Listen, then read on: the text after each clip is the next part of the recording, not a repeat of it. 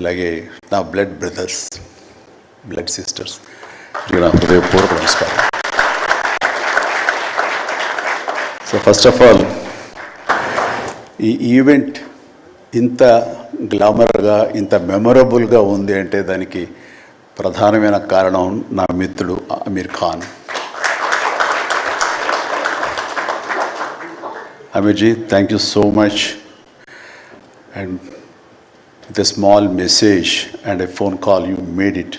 And your presence made this moment as a memorable moment. Really, thank you so much. And I never forget this gesture from your side. And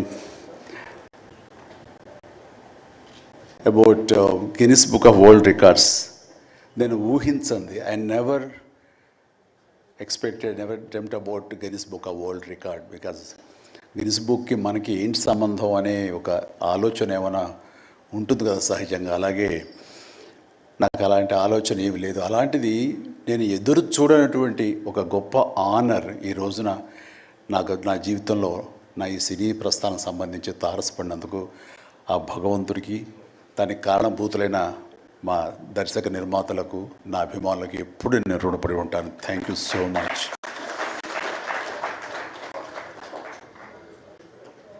నాకు dances మీద, బహుశా నటన కంటే కూడా ముందు నుంచి కూడా డ్యాన్సెస్ మీద నాకున్నటువంటి ఇంట్రెస్ట్ ఈ రోజున ఈ అవార్డు వచ్చేలా చేసిందా అని నాకు అనిపిస్తుంటుంది. ఎందుకంటే ముందు నటనకి శ్రీకారం చుట్టే కంటే, ఓనమాలు దిద్దుకునే దానికంటే నేను ఫస్ట్ డ్యాన్స్కి నేను ఓనమాలు దిద్దానేమో అనిపిస్తుంటుంది. నా చిన్నప్పుడు మా చుట్టూ ఉండే వాళ్ళని ఎంటర్టైన్ చేయడం కోసంగా ఈవినింగ్ అయ్యేసరికి అప్పట్లో ఉండే వివిధ భారతి కానీ, లేకపోతే శ్రీలంక సిలోన్, రేడియో సిలోన్ కానీ, వీటిల్లో వచ్చే కొన్ని తెలుగు పాటలకి అదే మా source of inspiration. I mean recording songs అవి రావడానికి. అప్పుడు గ్రామ్ ఫోన్లు కానీ, టేప్ రికార్డులు కానీ ఇవన్నీ కూడా ఉండే పరిస్థితి కాదు ఆర్థికంగా. అలాంటి వారానికి ఒకసారి రేడియోలో ఎప్పుడు పాటలు వస్తాయా అని అందరూ ఎదురు చూసేవాళ్ళు. రాగానే శంకర్బాబుని పిలవండి, డ్యాన్స్ వేస్తాడు, మనల్ని అలరిస్తాడు అని వాళ్ళందరూ ఉత్సాహంగా ఉంటే, వాళ్ళ ఉత్సాహానికి నేను మరింత ప్రోత్సాహంగా తీసుకుని దాన్ని డ్యాన్స్లు వేస్తుండేవాడిని. అట్లాగా అవి డ్యాన్సులు అంటారా, బాడీ కదలిక అంటారా ఏమో తెలియదు, ఒక ఎనర్జీగా అవి ప్రజెంట్ చేయటం అనేది ఒక్కడే తెలుసు నాకు. 7th class, 6th class, 8th class ఆ ప్రాంతంలో. ఆ తర్వాత ఎన్సీసీలో చేరిన తర్వాత ఈవినింగ్ క్యాంప్ ఫైర్ టైంలో అందరూ ఎర్లీగా భోజనాలు కానిచ్చిన తర్వాత తిన్న 70 ప్లేట్లు మన అల్యూమినియం ప్లేట్స్, వాటిని తిరగేసి దరువులుగా, డప్పులుగా వాయించుకుంటూ అప్పుడు కూడా డ్యాన్స్ చేస్తూ అందరినీ ఎంటర్టైన్ చేస్తూ ఉండేవాడు. ఆ రకంగా డ్యాన్స్ అనేది నాకు ఇష్టమైనటువంటి ఒక నా అంతర్భాగం అయిపోయింది. అలాగా డ్యాన్స్లు నేను వేరుగా ఎప్పుడు చూడను, ఎప్పుడు హుషారు ఉన్న అసలు అందరికంటే ముందు లేచిపోయి డ్యాన్సెస్ వేయటం అనేది, మ్యూజిక్ అనుగుణంగా బాడీని మార్చుకోవడం జరిగింది. అంటే ఫస్ట్ పిక్చరు నేను వెళ్ళినప్పుడు అక్కడ సరదాగా నా రూమ్లో నేను డ్యాన్స్ వేస్తుంటే నా కోస్టార్స్ ఆర్టిస్ట్ వాళ్ళు చిరంజీవి డ్యాన్స్ వేస్తాడు అని అంటే అవునా అని వాళ్ళందరిలో చేయాలంటే అందులో సావిత్రి గారు ఉండేవారు, రోజారామణి, కవిత, ఇలాంటి యాక్టర్లు అందరూ ఉండేవాళ్ళు, నరసింహరాజు, ఇలాంటి వాళ్ళందరూ ఉన్నప్పుడు వర్షం పడుతుంది. ఒక పంచలో డ్యాన్స్ చేయాల్సి వచ్చింది. అది ఈస్ట్ గోదావరి రాజమండ్రి దగ్గర ఒక పల్లెటూళ్ళలో. ఆ పంచలో జల్లు పడుతూ కూడా మొత్తం తడితడిగా ఉండింది. అయినా సరే డ్యాన్స్ అడగడం పాపం ఎవరైనా సరే వెంటనే ఎలాంటి ఇన్హిబిషన్ లేకుండా చేయటం అనేది నాకు అలవాటు. అలాగే టేప్ రికార్డ్ డ్రాన్ చేసి అప్పట్లో డ్యాన్స్ చేస్తున్నాను. మధ్యలో కాల్ జారి కింద పడిపోయాను. పడితే అది కింద పడిన తర్వాత ఆపకుండా వాళ్ళందరూ అయ్యో అన్నారు. అనేసరికి దాన్ని నాగిని డ్యాన్స్గా చేస్తే ఎక్కడ లేని అప్పలాస్ వచ్చేస్తుంది.